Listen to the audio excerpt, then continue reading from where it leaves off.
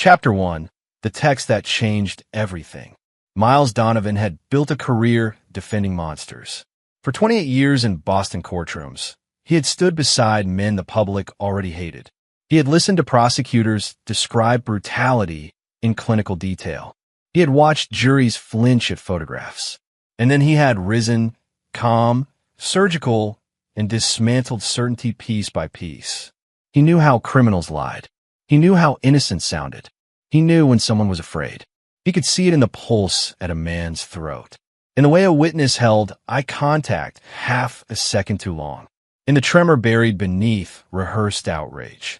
He had made a profession out of reading the fault lines in people.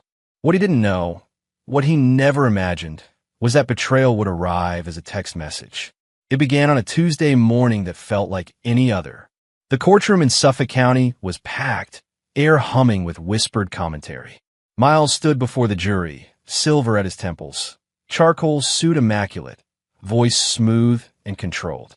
"Mr. Halpern," he said to the prosecution's star witness, "you testified that you were certain it was my client you saw leaving the warehouse at 11:42 p.m., correct?" The witness swallowed. "Yes. Certain." Miles tilted his head slightly. "Beyond doubt. Yes." Miles paced once before the jury box. "And yet your phone records show you were on a call at 11:41 p.m. that lasted 4 minutes." The witness blinked. Miles lifted a document. "A call in which you told your girlfriend you were too far across town to get involved." Silence rippled. The witness's composure cracked, just slightly. Miles saw it instantly. He pressed forward. "You weren't there, Mr. Halpern. You weren't anywhere near that warehouse. You were constructing a story after the fact." Objection. Sustained. The judge interrupted, but the damage was done. The jury was watching the witness now, not Miles. By the time court adjourned for lunch, the prosecution's case was bleeding credibility. Stewart, his law partner, clapped him on the shoulder in the hallway. "You eviscerated him." Miles adjusted his cufflinks. "He eviscerated himself." "You look pale," Stewart added, studying him more closely. "You good?" "I'm fine." It was automatic. Dismissive. He had been feeling a tightness in his chest all week. Indigestion, he told himself. Stress. 52 wasn't old. He drove back to his office overlooking Boston Harbor. The autumn sky was gray, the water restless. Beverly, his assistant of 17 years, stood as he entered. "You have a 3 o'clock with Henderson." "Push it to 4, he said, loosening his tie. "I need 10 minutes. He stepped into his private office and shut the door. The room felt too warm. He placed his briefcase on the desk and pressed his palm to his sternum. The tightness sharpened. A band tightening. He inhaled slowly. It didn't ease. He crossed toward the window, thinking air might help, but the world tilted slightly. His vision narrowed, as though someone had dimmed the edges of reality. He braced himself against the desk. A sudden, crushing pressure exploded through his chest, radiating down his left arm, into his jaw. His breath hitched. Not indigestion, not stress. His knees buckled. He hit the marble floor hard, the sound echoing in the office. The ringing began then, a high, piercing tone that drowned out everything else. He tried to reach for the desk. His fingers barely obeyed. Through the haze, he heard Beverly's voice outside the door. "Miles!" A beat. Then the handle rattled. "Miles!" The door burst open. Her gasp cut through the ringing. "Call 911. Now!" Footsteps. Shouting. Someone kneeling beside him. "Stay with me, Mr. Donovan." He wanted to respond. He couldn't draw enough air. The ceiling lights blurred into white streaks. The world narrowed to a pinprick of sound. And then darkness swallowed him whole. He surfaced to brightness. Blinding, sterile brightness. His chest felt like it had been cleaved open and sewn back together with wire. Each breath was a measured ache. Machines surrounded him, steady beeping, rhythmic hissing. A ventilator tube tugged at his throat. He tried to move. Pain answered. A nurse leaned into view. Young. Focused. Calm eyes. "Mr. Donovan? You're in recovery. Surgery went well. You had a major coronary blockage. Triple bypass." Her voice was steady, reassuring. He blinked once. "How long?" He rasped, the words scraping his throat. "Several hours. You're stable now." Stable. He processed the word clinically. Alive. He scanned the room slowly. White walls. Curtains half drawn. Monitors glowing green. No familiar face. Your wife? He managed. The nurse hesitated just a fraction too long. There was no one here when you came out of surgery. But we contacted the number on file. Miles absorbed that. No one here. He had gone under a scalpel. His chest cracked open. His heart stopped and restarted. And Veronica had not been in the waiting room. He told himself she might be stuck in traffic. Phone off. Unreachable. There were reasonable explanations. There were always explanations. The nurse adjusted his fore. You should rest. He closed his eyes. Minutes passed. Or hours. Time felt detached from meaning. Then a vibration. Soft. Mechanical. He turned his head slightly. His phone lay on the side table beside the bed. The nurse noticed. Do you want it? He nodded faintly. She placed it in his hand. The screen glowed painfully bright against his adjusting vision. One new message. From Veronica. A strange calm settled over him as he opened it. We're off to Europe. Don't bother calling us. He read it once. Then again. The word us. Not confusion. Not fear. Not apology. Finality. Us. Dominic Walsh. Her personal trainer. Miles stared at the message without emotion. The monitor beside him beeped steadily. He had survived the heart attack, but his marriage had not. He didn't reply. He didn't call. He simply began thinking. And when Miles Donovan began thinking, lives unraveled. Chapter 2, The Quiet Cutoff. The machines beside Miles' hospital bed beeped with patient indifference. A steady rhythm. A measured sound. Proof that his heart, repaired, stitched, forced back into compliance, was functioning again. He lay against elevated pillows, threaded into his arm, chest wrapped in tight, surgical binding. Each breath felt deliberate, controlled, painful, but pain was irrelevant. His phone rested in his hand. The message still glowed faintly in his memory. We're off to Europe. Don't bother calling us. He did not reread it. He did not need to. Instead, he opened his banking app. The nurse assigned to him, Ryan Lambert, according to the badge clipped neatly at his chest, noticed the movement. You should be resting, Ryan said calmly, adjusting the drip rate. I am, Miles replied evenly. His thumb moved across the screen. Joint checking account. $2,487,113.46. Joint savings. $6,903,882.09. Investment liquidity pool. Accessible.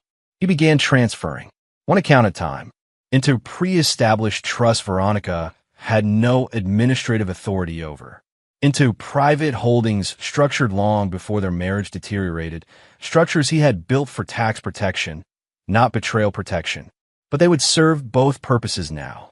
Ryan glanced over, curiosity flickering. Work emergency? You could call it that. Transfer complete. Transfer complete. Transfer complete. He watched the balances drain from shared ownership into controlled silence. His breathing remained even as he moved. No spike in heart rate. No tremor. Just method. Next. Credit services. He dialed the premium banking concierge line. A woman answered immediately. Mr. Donovan, good afternoon. How may I assist you? I need to terminate all secondary cardholders effective immediately. There was a pause. Mrs. Donovan's cards as well? Yes. May I ask if this is temporary? No, a brief clicking of keys. Understood. Platinum and Reserve card are now canceled. Replacement cards can be issued if needed. They won't be. He ended the call. Then he opened his email. Confirmation of hotel reservations in Paris. The Ritz Suite overlooking Place Vendôme. 2 weeks prepaid. Cancel. The refund notification appeared seconds later. Next. Airline portal. First class round trip, Boston to Paris. Cancel. He imagined the moment, somewhere over the Atlantic, champagne in hand, assuming financial continuity. The moment the card would decline. The moment the hotel suite would vanish. He felt nothing. Not satisfaction. Not anger. Just equilibrium restored. He scrolled further down his financial dashboard. Standing monthly transfers. Theo. $18,000 per month. Labeled. Business support. Theo Donovan, Veronica's younger brother, had opened an Italian restaurant 3 years ago. It had never been profitable. Miles had never commented on the silent withdrawals. He simply covered them. Until now, he tapped the recurring transfer. Cancel. Pamela. $12,500 per quarter. Private school tuition for her twins. Cancel. Monthly stipend to Veronica's mother. Cancel. Vacation property maintenance fees. Cancel. He paused briefly, not because of doubt, but because of completeness. He searched every automated outflow connected to her and severed it. Ryan returned with a cup of water and held it steady while Miles took a small sip. "You're remarkably calm," Ryan observed. "I've had practice." "In what?" "In separating emotion from action." Ryan studied him for a moment. "Most people don't schedule financial restructures the day after bypass surgery. Most people don't leave their spouses during surgery." That earned silence. Miles opened his contacts list. Veronica. Block contact. Confirm. Dominic Walsh. Block contact. Confirm. He didn't hesitate. He didn't draft a message. He didn't threaten. Silence would speak more clearly than outrage ever could. He placed the phone down on the tray table, folded his hands over the hospital blanket. The monitor continued its steady beep. An hour passed. Then two. Then his phone began vibrating again. Unknown number. He let it ring. It rang again. Different number. He answered this time. "Theo," came the voice immediately, sharp and panicked. "What the hell just happened?" Miles closed his eyes briefly. "Be specific." "The transfer didn't clear. Payroll hits tomorrow." "Did the bank flag something?" "No, what do you mean no?" "It means the transfer was discontinued." Silence. "You're joking." "No, you can't just cut me off without warning." "I can. You know I'm mid-renovation. I've got staff. I got suppliers. You have a business. You're going to let it collapse over a misunderstanding between you and Veronica?" Miles' tone remained even. "This has nothing to do with misunderstanding. Your sister made a decision. So did I. This is vindictive." "No," Miles corrected softly. "This is administrative." Theo swore under his breath. "She told me you were overreacting." "I'm not reacting." He ended the call. The phone rang again almost immediately. "Pamela." He declined it. It rang again. He answered. "Miles," she began, voice already trembling with indignation. "The school just emailed me. They said the tuition wire didn't go through." "That's correct. You've paid it for 6 years. I won't be continuing. This is about Veronica, isn't it? You two had a fight, and now the kids are collateral damage." "No, then what is it?" "A boundary." Her voice sharpened. "You're punishing us. I'm restructuring my finances." "You're unbelievable." "I've been very believable for a long time." She inhaled sharply. "Veronica said you'd calm down. She shouldn't rely on that." He hung up again. Minutes later, her mother. He stared at the name before answering. "Miles," she said without greeting, "I don't know what's gotten into you, but this cruelty, it's not cruelty. You've always taken care of this family, and I no longer will. Because of a mistake? Because of a choice." There was a pause, a shift in tone. "You're ill. You shouldn't be making decisions like this. I'm very clear. You'll regret this." "No," he said quietly. "I won't." He ended the call. The phone continued vibrating intermittently over the next hour. He stopped answering. Eventually, the call slowed, then stopped. The hospital room returned to its mechanical quiet. Ryan entered again, checking vitals. "Family drama?" "Former family." Ryan adjusted the monitor leads. "You sure you want that kind of stress right now?" Miles looked at the ceiling. "I don't feel stressed." And it was true. He felt something else. A precise alignment of cause and effect. If she had chosen us, then she had chosen to stand on her own. He felt no rage, only clarity. If she had chosen us, then she had chosen to stand on her own. Chapter 3, Strategic Withdrawal. On the third morning after surgery, the cardiologist stood at the foot of Miles Donovan's hospital bed with a clipboard and a look that suggested rehearsed patience. "You're not cleared for discharge," Dr. Hensley said carefully. "Your blood pressure is still fluctuating. You need monitored rest." Miles adjusted himself upright despite the pull of sutures across his sternum. Define monitored, continuous observation, limited exertion, controlled stress. I can replicate that environment elsewhere. This isn't a negotiation. Miles held the doctor's gaze. Courtroom calm. Measured silence. You stabilized my heart. I'm grateful, but I won't be staying. Dr. Hensley exhaled slowly. Most men who've just had a triple bypass are terrified. I'm not most men. That's exactly the problem. Ryan Lambert stood quietly near the four-stand, watching the exchange. He didn't interrupt, didn't take sides, just observed. After several more minutes of firm resistance, liability waivers were signed. Instructions were repeated twice. Prescriptions handed over. You leave against medical advice, Dr. Hensley said at the door. You assumed the risk. I always do. By noon, Miles was dressed in tailored slacks and a cashmere overcoat that concealed the stiffness in his posture. Each step required discipline. His body felt foreign, heavy, guarded, recently invaded. But his mind was sharp. The driver opened the car door carefully. Home, sir. Miles paused only briefly. No, he gave a different address. The Winthrop Hotel. The house in Beacon Hill had been purchased 12 years earlier. Restored brick. Iron balconies. Imported marble. Veronica had chosen the chandeliers herself. It was no longer neutral territory. As the car moved through Boston traffic, Miles stared out at the gray harbor beyond the skyline. He did not feel displaced. He felt repositioned.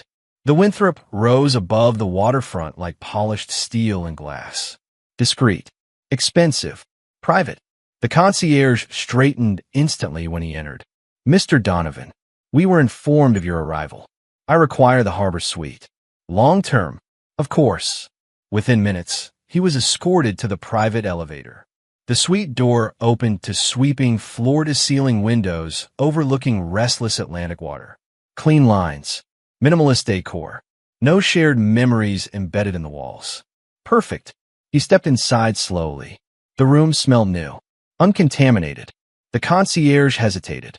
Will Mrs. Donovan be joining you? No, a single word. Flat. The man nodded and retreated without further inquiry. Miles moved toward the window and rested his hand lightly against the glass. The water churned below. Controlled chaos. A knock sounded behind him. Ryan stood in the doorway, duffel slung over one shoulder. You weren't joking, Ryan said. You really left. I don't remain in compromised environments. Ryan stepped inside. You hire me for in-home monitoring. This qualifies. It does. Ryan placed his bag down. You're aware this is unconventional. So, is poisoning someone with stress? Ryan's expression sharpened slightly. You think stress caused the heart attack? I think negligence did. Mine. Ryan studied him. You'll need medication on schedule. Restricted movement. No sudden strain. I need observation and documentation. That sounds less like recovery and more like preparation. It's both. Ryan didn't argue further. He moved efficiently through the suite, identifying the best location for medical equipment, checking outlets, ensuring emergency access. You trust me quickly, Ryan said after a moment. I trust competence. And if I disappoint you, you won't. There was no arrogance in the statement. Just assessment. Later that afternoon, Beverly arrived. 17 years of loyalty carried in a leather portfolio and an expression of controlled fury. They're calling the office, she said without preamble. Her brother showed up. Loud. Security? Removed him. Good. She placed the portfolio on the table and opened it. I started pulling preliminary data. Phone records, shared cloud access, keycard logs from the house. Miles eased himself into a chair carefully. Find me a timeline. Of the affair? Of the strategy? Beverly's eyes narrowed. You think this was strategic? I don't assume coincidence. She nodded once. I'll need access to the home security archive. You have it. And financial back tracing? Already begun. She hesitated slightly. Do you want proof for divorce proceedings or something else? Miles looked toward the harbor again. Truth first. Application later. Beverly closed the folder softly. Understood. After she left, silence returned to the suite. Ryan adjusted the medication schedule on his tablet. You're mobilizing fast. Yes. You should be sleeping. I will. When there's structure. Ryan leaned back against the counter.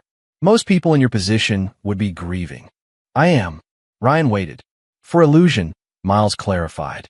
That evening, he reviewed initial phone logs Beverly had sent digitally. Frequent calls to a number saved under a fitness brand name. Timestamps during court sessions. Encrypted messaging app downloads. He enlarged one file. Property access logs from the Beacon Hill residence. Dominic Walsh's keycard entry began 8 months before he officially became Veronica's trainer, earlier than publicly acknowledged. Miles' jaw tightened slightly, not from anger, from confirmation. He scrolled further. Credit card authorizations for boutique hotels inside the city. Midday reservations. Weekdays. When he was in court, he set the tablet down carefully. Ryan glanced over. "You look pale." "I look informed." "What did you find?" "A beginning." Ryan crossed his arms. "And what does that mean?" "It means this didn't start impulsively. Affairs rarely do. This one feels engineered." Ryan didn't respond immediately. "You're thinking like an attorney." "I am an attorney." "No," Ryan corrected gently. "You're thinking like a strategist." Miles considered that. Across the darkening harbor, lights flickered on one by one. Patterns. He had built his career identifying them. Witness inconsistencies. Financial discrepancies. Motives disguised as accidents. He reopened the tablet. Phone logs. Financial movements. Property access. Security footage. What began as betrayal quickly became pattern. And patterns were something Miles understood intimately. Chapter 4. The affair that preceded the heart attack. The first week in the Winthrop suite became a rhythm of analysis. Medication at 6. Short walk across the living room at 7. Data review by 8. Miles treated recovery like litigation, measured, structured, deliberate. Beverly arrived each morning with updates, her usual warmth replaced by sharpened efficiency. On the 4th day, she entered carrying 2 thick folders and a flash drive. "I think you were right," she said quietly, setting everything down on the glass table overlooking the harbor. "I usually am," Miles replied, though there was no humor in it. "This isn't random." He gestured for her to continue. She opened the first folder. Dominic Walsh, age 42. Fitness certification 10 years ago. No notable corporate clients until 3 years back. 3 years, Miles repeated. "Yes." She slid a document across the table. His LLC was incorporated on March 3rd. Miles glanced at it. Walsh Elite Performance, LLC. Registered in Massachusetts. 3 years ago. "And the charity gala?" he asked. "April 7th. The Boston Children's Cardiac Benefit." He remembered that night. Veronica in a deep emerald gown. Laughter. Cameras. Donors. She had returned from the restroom, flushed and smiling. "You'll never believe who I ran into," she'd said. An old college friend. Dominic.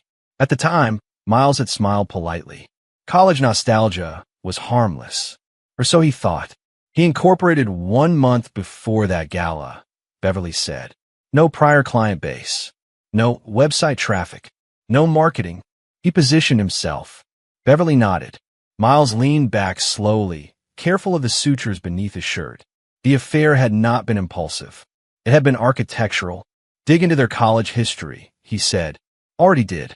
She handed him printed yearbook photos. Veronica, 21, radiant. Dominic beside her, lean, confident, arm draped comfortably around her shoulders. Dated 2 years, Beverly continued. He left abruptly senior year. Rumors of infidelity. No confirmed details. And 3 years ago, Miles said, he just happens to reappear. Yes. Ryan, who had been reviewing medication logs nearby, glanced up. That's not coincidence. No, Miles agreed. It's timing. Beverly opened the second folder. This is where it escalates. She laid out a spreadsheet of hotel reservations. 14 months. Discrete boutique locations inside Boston.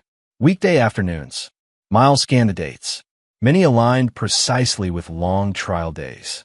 He could see the courtroom schedule in his mind, jury selection, expert testimony, closing arguments.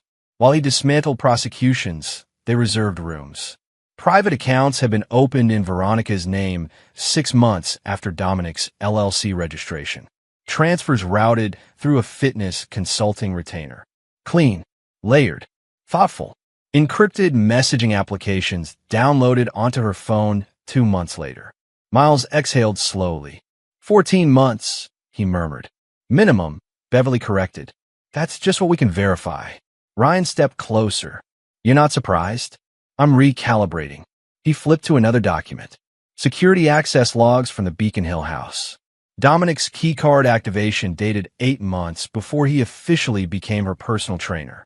He wasn't hired yet, Miles said quietly. No, Beverly confirmed. But he had access. He pictured the layout of the house. The private gym in the renovated basement. The wine cellar. The office. Dominic had walked those rooms before ever presenting himself as a trainer. That's premeditated entry, Miles said.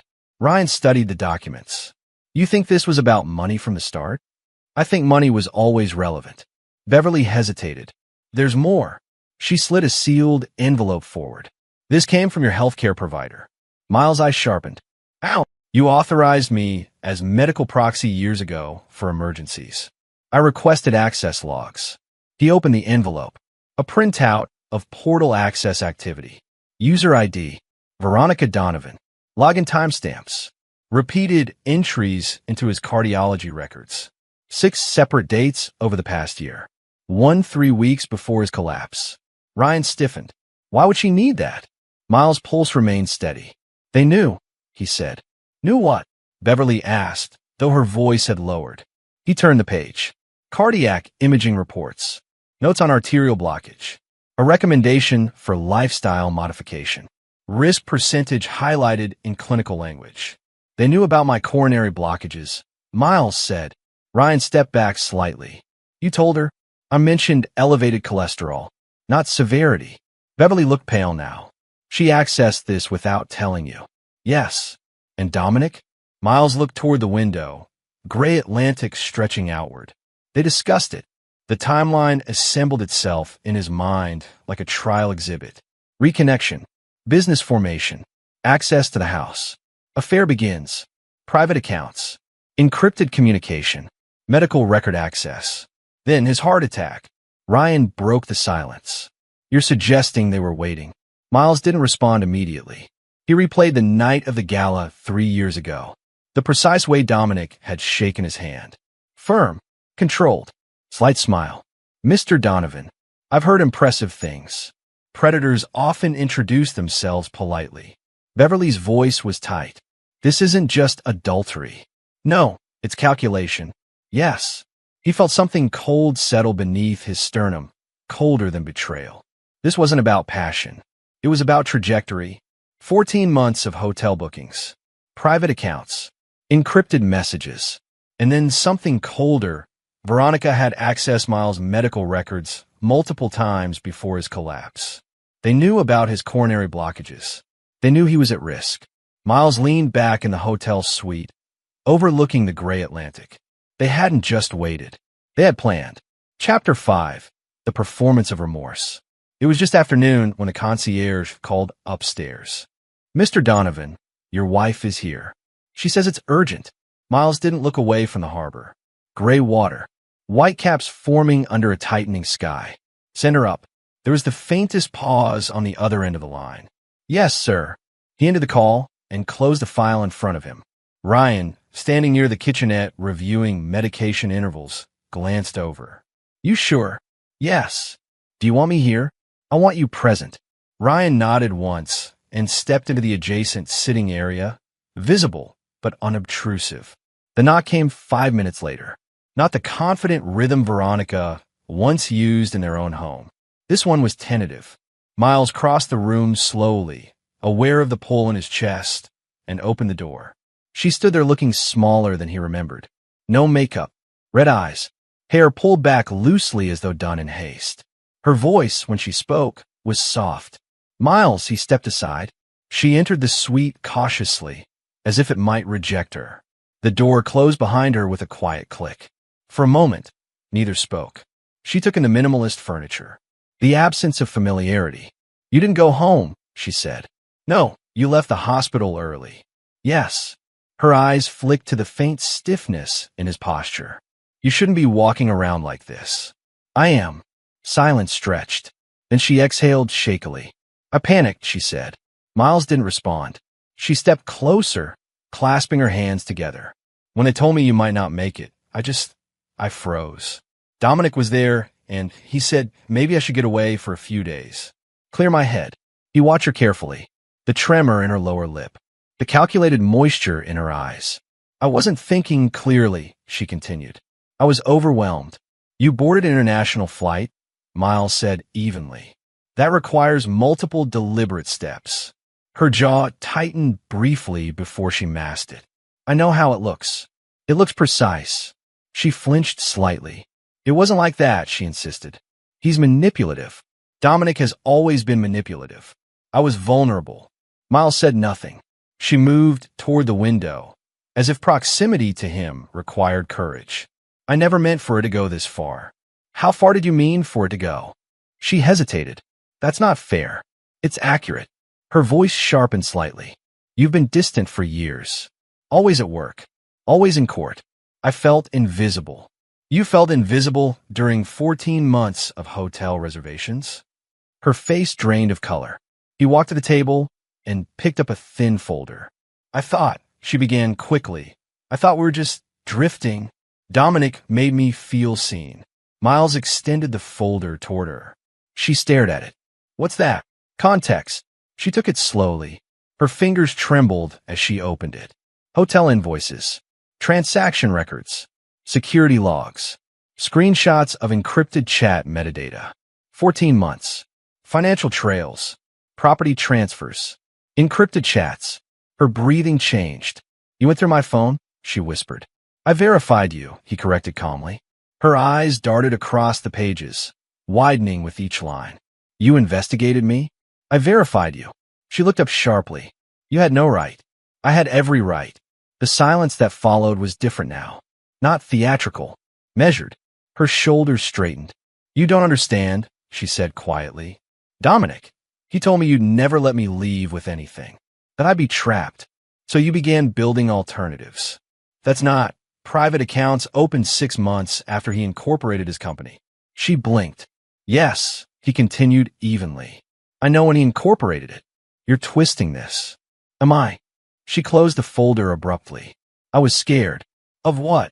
Of being alone. You were not alone. She laughed once sharp bitter. You think writing checks is presence. No, he said. I think loyalty is.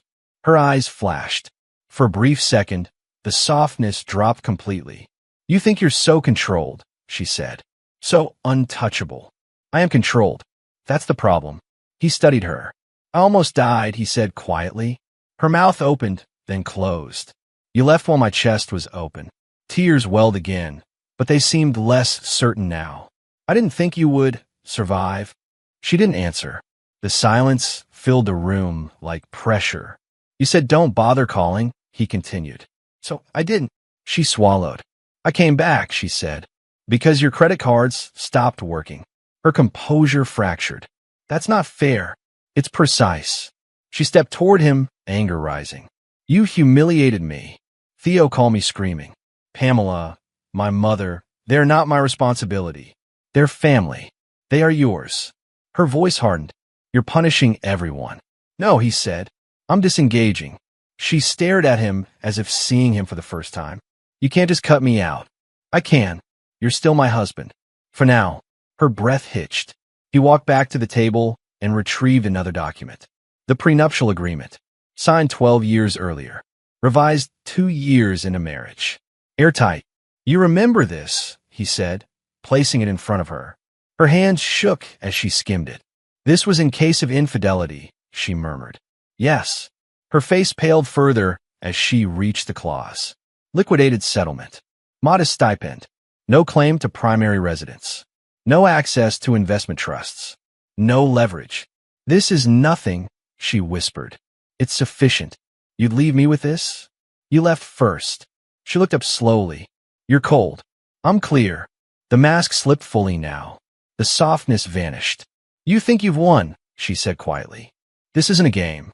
You'll regret pushing me like this. I doubt that. Her eyes burned with something sharper than sadness. For the first time, anger replaced performance in her expression. She closed the folder and dropped it onto the table. You don't know everything, she said. No, he replied calmly. but I know enough. She turned without another word and walked toward the door. Her hand paused briefly on the handle, as if expecting him to stop her. He didn't. The door closed behind her. The room returned to stillness. Ryan stepped forward quietly. You okay? Yes. He walked back to the window. The Atlantic had darkened further, clouds rolling in from the horizon. Miles watched the harbor again. Storms were coming. He could feel it. Chapter 6, The Conservatorship Attack. The retaliation came 9 days later. Beverly arrived at the Winthrop suite earlier than usual, her composure tight, a legal envelope clutched in her hand. They filed, she said before she was fully inside. Miles was seated at the dining table overlooking the harbor, reviewing deposition notes from a pending case he had no intention of abandoning. He didn't look up immediately. Who is they? Veronica. That earned his eyes. She filed an emergency petition in probate court this morning. Ryan, who was checking his blood pressure cuff nearby, stilled slightly. For what? Miles asked evenly. Beverly handed him the envelope. Temporary conservatorship. The word hung in the air like something toxic. Miles opened the envelope carefully, ignoring the faint pull in his chest as he leaned forward. The petition was cleanly drafted, alarming in tone, emotionally persuasive. He read silently at first, then aloud. Petitioner asserts that respondent, Miles Donovan, has demonstrated erratic financial behavior, paranoia, and impaired judgment following recent cardiac trauma. He turned a page. Petitioner further asserts that respondent poses risk to his own estate and well-being due to diminished cognitive stability. Ryan's jaw tightened. They're saying you're unstable. Miles continued reading. She is requesting temporary emergency conservatorship over financial and medical decisions pending psychiatric evaluation. Beverly folded her arms. They want control. Miles flipped to the supporting affidavit. Signed, Dr. Philip Renault. Who is that? Ryan asked. Private cardiologist, Beverly answered. Consulted once at a charity event 2 years ago. Miles scanned the affidavit. Patients recovering from major cardiac events frequently exhibit mood instability, paranoia, impulsivity, and poor executive function. He stopped there. They're reframing your financial moves as delusion, Beverly said. Ryan leaned forward. You cut her off. Now, she's claiming you're not mentally competent to do it. Miles closed the document slowly. The retaliation came faster than expected. He did not sigh. He did not curse. He simply recalibrated. When is the hearing? He asked. Emergency review in 5 days. Judge. Marshall. Miles nodded once. Conservative. Detail-oriented. Not easily swayed by theatrics, but sympathetic to medical testimony. This is aggressive, Ryan said quietly. No, Miles replied. It's efficient. Beverly paced once near the window. She's claiming you're paranoid about being manipulated, that your suspicion of her is a symptom of trauma. Ryan glanced at Miles. That's strategic, Miles finished. He returned to the affidavit. Dr. Philip Renault's signature was crisp, clinical, confident. He's suggesting diminished executive function, Miles murmured. That's hard to disprove quickly, Beverly said. No, Miles replied calmly. It isn't. She looked at him. You intend to argue your own competency? I intend to dismantle theirs. Beverly exhaled slowly. There's more. She pulled out a second document. Dominic went to the firm yesterday. Miles' expression did not change. What did he want? He asked to speak with Stewart privately. And he implied that you were unraveling. Said you'd become obsessive. That the firm should prepare for reputational fallout. Ryan scoffed softly. He's trying to isolate you. Beverly nodded. He suggested that maybe Stewart should consider temporary oversight if you weren't yourself. Miles absorbed that without visible reaction. Dominic appearing at the firm was not emotional. It was procedural. He's reinforcing the narrative, Miles said quietly. Yes. Beverly's voice hardened. Security escorted him out. Good. Ryan crossed his arms. This is coordinated. Yes, Miles replied. He stood slowly, ignoring the strain in his sternum, and walked toward the window. The harbor was restless again, wind dragging lines across the water's surface. They're attempting character reframing, he said. I cut financial access. They frame it as instability. I question motive. They call it paranoia. Beverly's voice lowered. If the judge grants temporary conservatorship, she controls everything. All accounts. All medical decisions, Ryan added. Yes, Miles said. And once she's in, Beverly continued, it's difficult to remove. Silence fell. The strategy was elegant. If she could not access his assets as a wife, she would control them as his legal guardian. Ryan stepped closer. You're not worried. I'm attentive. They're painting you as emotionally compromised. They're underestimating me. Beverly watched him carefully. You're recovering from surgery. This could be perceived as overexertion. Then we demonstrate stability. Ow! Miles turned back toward the table. Financial audits showing rational reallocation. Medical evaluations confirming cognitive clarity. Character affidavits from colleagues. He looked at Beverly.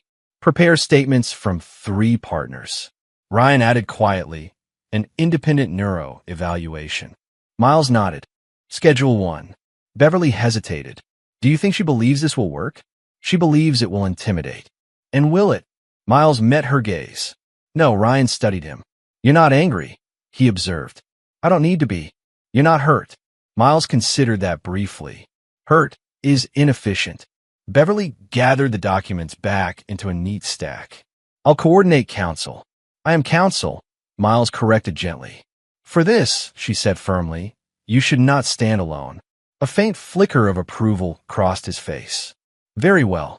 After she left, Ryan remained quiet for a long moment. Most people, Ryan said eventually, would see this as betrayal escalating. It is, but you're treating it like litigation. It is that too. Ryan leaned against the counter. You ever think maybe she believes you are unstable? Miles looked at him calmly. Do I appear unstable? No. Then perception is manageable.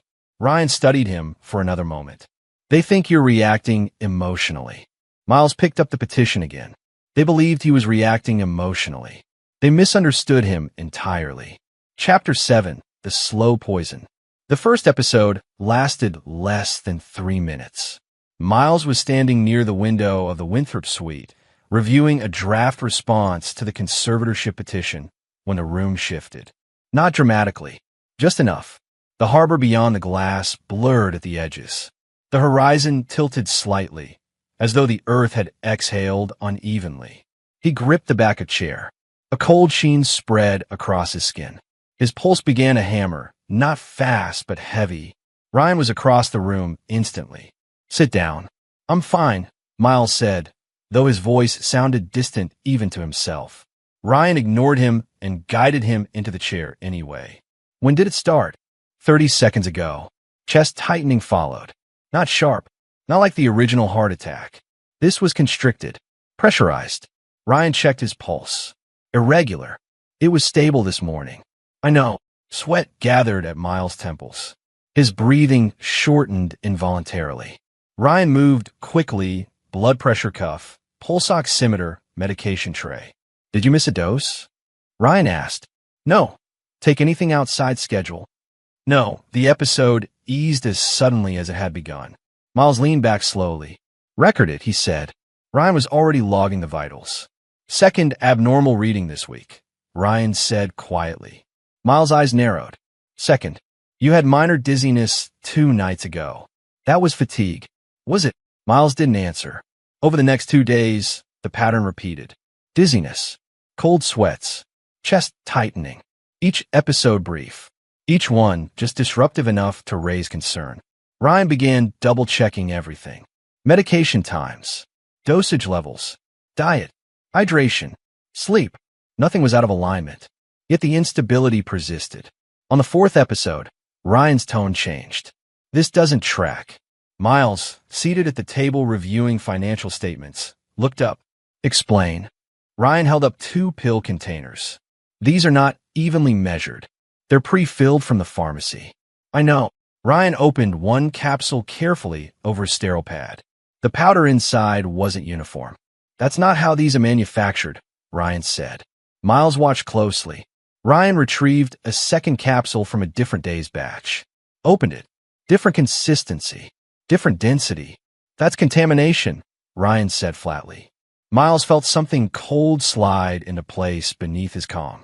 From where? I don't know yet.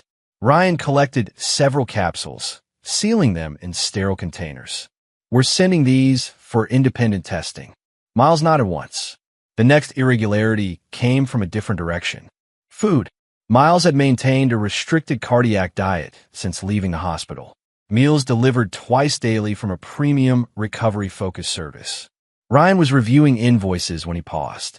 Who arranged this? Veronica, Miles said, before I left the house. Ryan turned the tablet toward him. The service was managed under a corporate umbrella owned by a woman named Melody Price. The name lingered. Melody Price, Ryan repeated. Miles' jaw tightened slightly. Veronica's friend. Ryan looked up sharply. How close? Close enough. Ryan set the tablet down slowly. We need to test the food. They did. The results came back 48 hours later.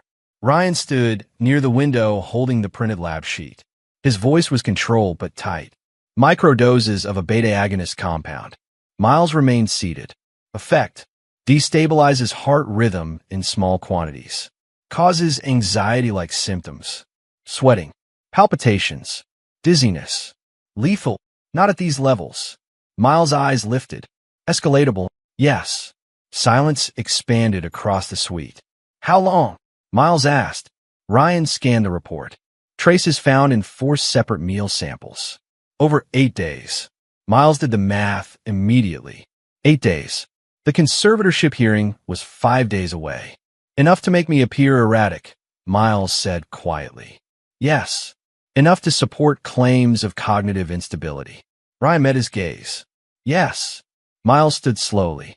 No visible panic. No raised voice. Just recalibration. This was deliberate, Ryan said. Yes. And it started before the hearing. Yes. Ryan hesitated. You understand what this means. Miles walked toward the table and picked up the lab report himself. Microdoses. Carefully measured. Sustained but not fatal. This was no longer betrayal. It was attempted murder. And it had begun before the hearing. He looked up at Ryan. They needed physical evidence, he said calmly. Visible deterioration. Ryan's expression hardened.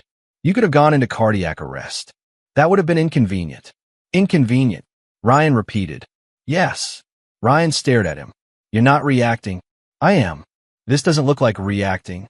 It's strategic. Ryan stepped closer. We go to the police. Not yet.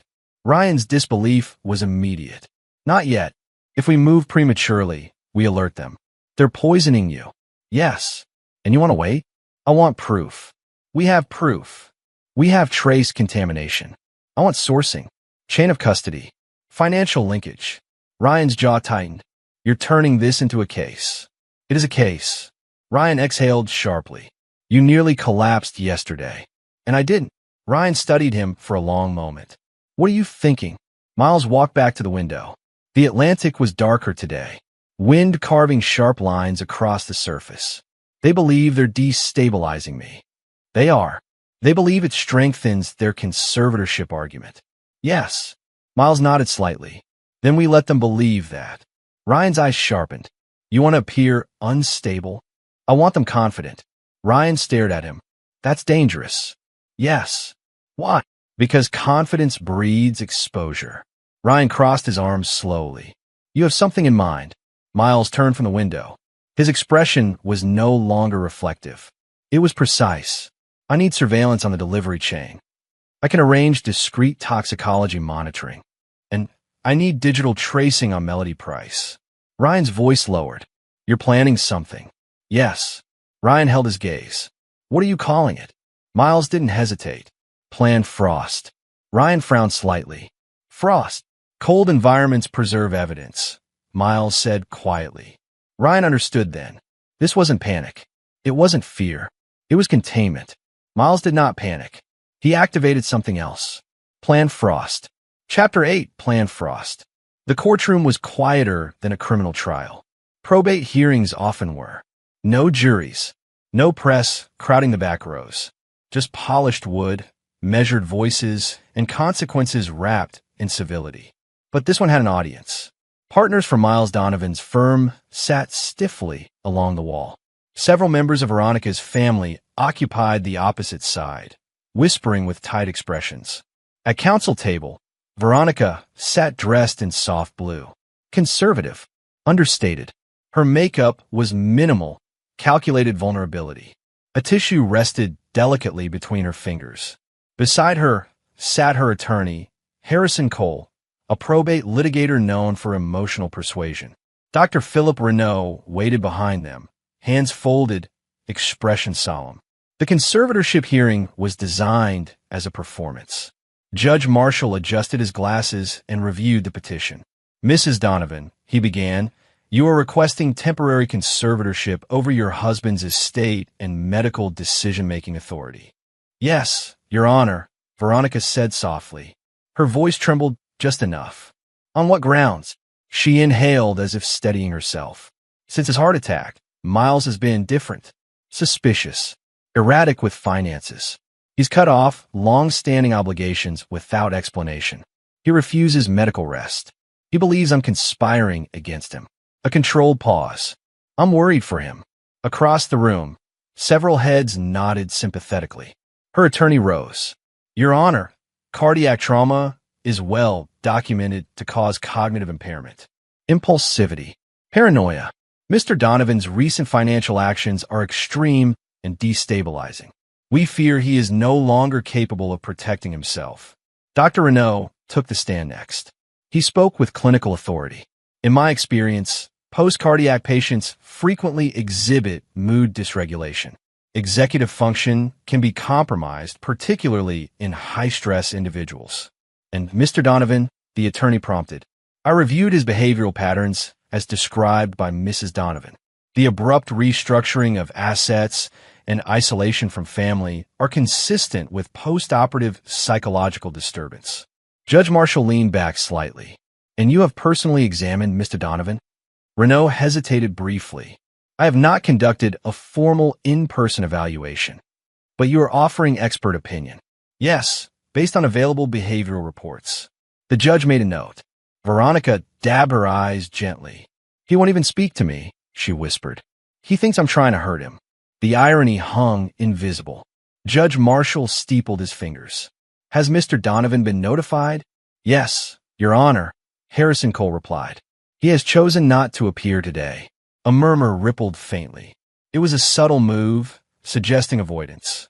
Instability. Judge Marshall nodded slowly. I will consider temporary oversight pending further evaluation. The courtroom doors opened. The sound echoed sharper than it should have. Every head turned. Beverly entered first, posture unshaken. Behind her, Stewart from the firm. Then Diana Booker, a private investigator with 20 years in financial crimes. Ryan followed last, expression composed. They approached the defense table without speaking. Harrison Cole frowned. Your Honor, Beverly addressed the bench calmly. Mr. Donovan submits evidentiary response. Judge Marshall adjusted his glasses again. Where is Mr. Donovan? He will arrive shortly. Harrison rose immediately. Your Honor, this is procedural disruption. The respondent chose not to attend. He has not waived appearance. Beverly corrected evenly. He delayed it. Diana Booker began distributing folders. Precise. Organized. Judge Marshall flipped open the first one. Forensic toxicology reports. Independent lab confirmations. Beta agonist. Microdosing across multiple meal samples. Judge Marshall's brow furrowed. What is this? Ryan stepped forward slightly. Medical contamination findings from Mr. Donovan's food supply. Harrison scoffed. Irrelevant. Diana slid another document forward. Financial transfers. Payments routed through shell accounts. One account linked to Dr. Philip Renaud's consulting firm. Judge Marshall looked up sharply. Dr. Renaud? Renaud shifted in his seat. I'm not familiar with 6 separate transfers, Diana said evenly, totaling $180,000 over 4 months. Harrison's voice tightened. Objection. This is a smear. Judge Marshall ignored him momentarily. Another folder. Offshore account registrations tied to Dominic Walsh. Asset redirection structures. Layered trusts. Then, printed text messages. Encrypted platform extracts recovered through subpoena. Highlighted phrases. When he finally drops, we just need him unstable long enough. The judge will side with concern. The courtroom shifted. The whispering stopped. Veronica's face lost its softness. She looked at Renaud. Renaud stared at the table. Judge Marshall's tone hardened. Mrs. Donovan, can you explain these communications? Veronica's lips parted. I don't know how. The doors opened again. This time, no hesitation.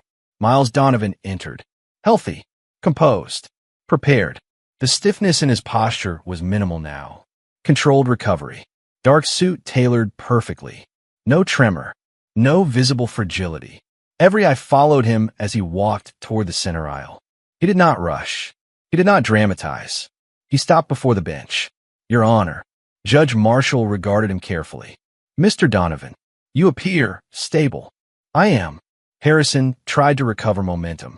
Your Honor, theatrics do not. They are not theatrics, Miles said calmly. Behind him, 2 federal agents stepped into the room. Badges visible. Authority unmistakable. Gasps broke across the gallery. One agent addressed the court. Your Honor, we have active warrants for Dominic Walsh and Dr. Philip Renaud on charges related to financial fraud and attempted poisoning. Veronica's hand dropped the tissue. Renaud stood abruptly. This is absurd. The agent stepped forward. Dr. Renaud, you are under arrest. The sound of cuffs closing echoed across the courtroom.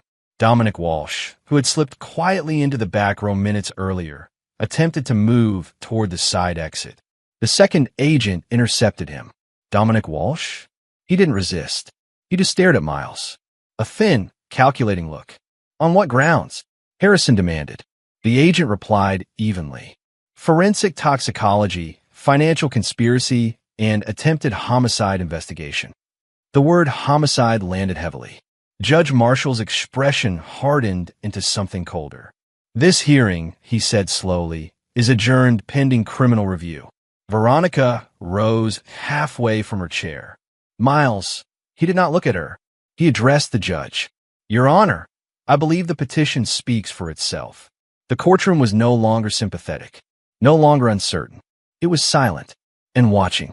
The hearing transformed into an arrest. Chapter 9. The Predator Behind the Curtain. The room was quiet, the kind of quiet that carries its own weight. Miles Donovan sat across from the FDA agent in a private conference room at the federal building, the late afternoon sun cutting sharp lines across the polished oak table. He had spent weeks piecing together the financial, medical, and behavioral evidence, but this was confirmation, the missing piece. Agent Larkin didn't waste words. He laid a file in front of Miles, sliding it across with a measured hand. You wanted proof of pattern. Here it is. Miles opened the folder slowly, his gaze sweeping each document with professional detachment. The handwriting was impeccable, typed in columns, dates, and transactions meticulously noted. Bank transfers, flight manifests, hotel reservations, medical records, all curated to reveal a chilling repetition. You'll notice, Larkin continued, Dominic Walsh is consistent. He's not a lover. He's a predator. Miles' eyes flicked to the word and back to the pages. 3 cases? Yes. 3 previous spouses, each married into wealth, each with vulnerabilities he exploited, all seemingly ordinary marital dissatisfaction stories until they collapsed. Collapse. Miles' voice was steady but lethal in its calmness. Heart attacks? Accidents? Yes. Slow. Gradual. Microdoses of toxins over months. Symptoms mimic stress, cardiac decline, and in some cases cognitive decline. The wives were complicit, not aware, but complicit by proxy. He manipulated them. Miles leaned back, letting the information settle. His mind reconstructed the familiar narrative. Financial transfers, secrecy, private accounts, hospital access. Veronica's behavior suddenly aligned perfectly with this pattern. So Veronica, Miles said carefully, she wasn't special? No, Larkin replied. She was next. He's methodical. She fit the criteria. Access to wealth, fragile ego, capable of following instruction. Miles' gaze hardened. He could see it now in 3 dimensions. Dominic's charm, the calculated approach, the early chance encounters, the charity gala, the gym incorporation, the hotel bookings. All architectural, all deliberate. Veronica's panic, her flight, part of the choreography. She was simply a tool, a placeholder until he could inherit what he couldn't obtain himself. Larkin continued. Look at the pattern. Target wealthy spouse. Reintroduce self under pretense of friendship or professional service. Gain trust. Isolate the spouse. Begin subtle medical interference. Asset control. Wife becomes unwitting accomplice. Then discard the wife. Final acquisition of assets. Miles' jaw tightened. He hadn't needed this confirmation to act, but made the precision of his response all the more satisfying. Every move he had made, blocking accounts, freezing assets, monitoring food, planned frost, was calibrated. This was not revenge. This was survival and justice. And the previous victims? Miles asked. All deceased, Larkin said, tone clinical. Heart attacks staged as natural, sudden events. In each case, the wife was either financially compensated or left with a minor inheritance to avoid suspicion. Dominic's reputation remained intact in every circle. Miles allowed a slow exhale. And Veronica would have been next, had I not interfered. Exactly. Larkin's face was stern. This is why the toxicology reports, financial tracing, and the coordinated arrests are so important. We need to show it's a system, not an isolated incident. Miles nodded once. Understand. His hand rested on the file. So the marriage, the affair, the apparent betrayal, it was all a setup to execute the same pattern. Yes, she didn't know she was part of a blueprint. She thought it was love, manipulation, escape. She was the same as the others. Miles' eyes narrowed. He pictured Veronica in the hotel suite, the red-rimmed eyes, the soft voice, the performance of panic and regret. She had been reacting perfectly according to the plan, unaware she was a cog in a machine designed to kill him and take his fortune. He stood, pacing slowly. Predators rarely leave gaps. He left one here. He tapped the file. I'm the anomaly. I recognize the architecture. I disrupted the cycle. Larkin observed him quietly. Yes, that's why we're taking him into custody today. The courtroom later that morning was tense, the air electric with anticipation. Veronica sat behind the petitioner's table, stiff and pale. Her attorney fidgeted with papers, unease visible now that the narrative had collapsed. Dr. Renaud, once authoritative, now looked fragile, almost desperate. Miles entered calmly, flanked by federal agents. Every step measured, every line of his body composed. He did not rush. He did not hesitate. He did not glance at Veronica. The agents moved efficiently, stepping forward toward Dominic, who had been seated inconspicuously in the back. His expression was unervingly calm, almost bored. No panic, no flinching. Predators rarely panic when caught. Agent Larkin read the warrant aloud. Dominic Walsh, you are under arrest for attempted homicide, financial fraud, and conspiracy. Dominic's eyes flicked briefly to Miles, a thin smirk forming. Interesting, he said softly, almost conversational. Your rights, the agent continued. You may remain silent. Dominic stood slowly, hands raised briefly, then allowed the handcuffs to be applied. He made no attempt to resist. The courtroom watched in stunned silence. The layers of deception, the affair, the betrayal, the attempted murder, the financial manipulations collapsed in a single coordinated moment. Veronica's lips parted, words failing to form. The soft panic she had rehearsed melted into raw confusion. Dr. Renaud's face paled as he realized the forensic reports tied directly back to him. Miles remained seated, calm, composed. He observed quietly as the predators were escorted from the room. His body, his mind, his strategy all intact. Larkin turned to him quietly afterward. You disrupted a pattern that could have continued indefinitely.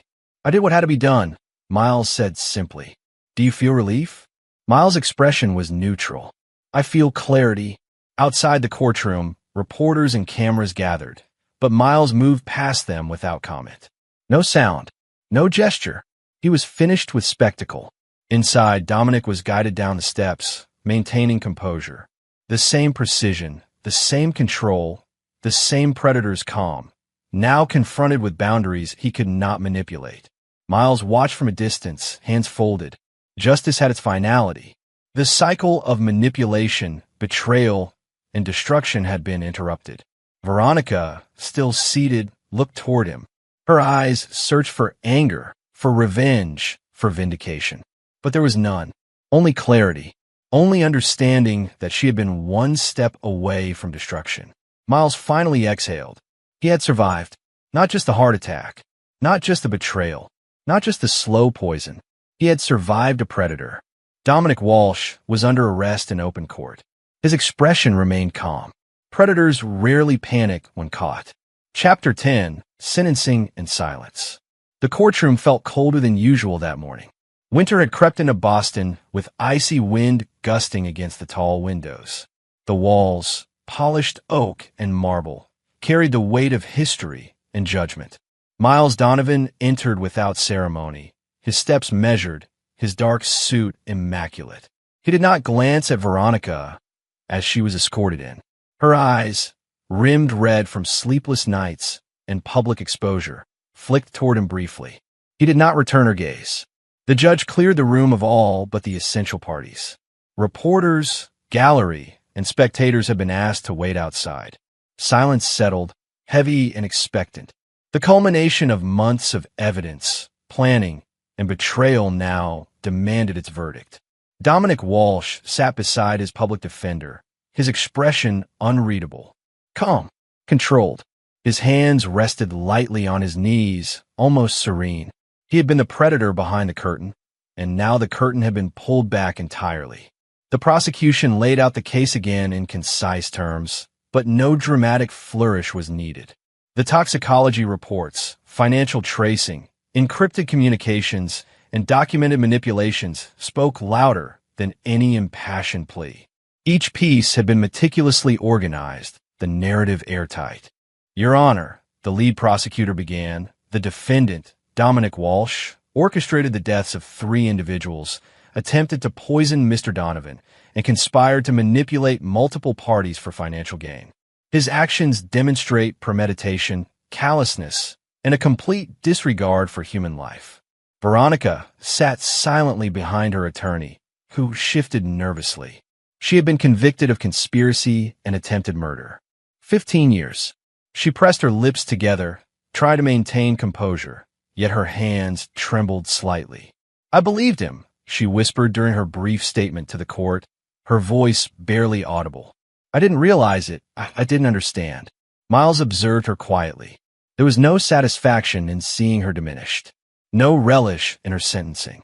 The betrayal had been personal, but the resolution was clinical. Facts were facts. Consequences were consequences. He did not need to express triumph. He did not need to offer moral judgment aloud. Precision had spoken for him. When Dominic's sentencing was read, it was brief and absolute. Life without parole. Multiple counts of murder. The words were punctuated by the sound of the gavel. Dominic's expression did not waver.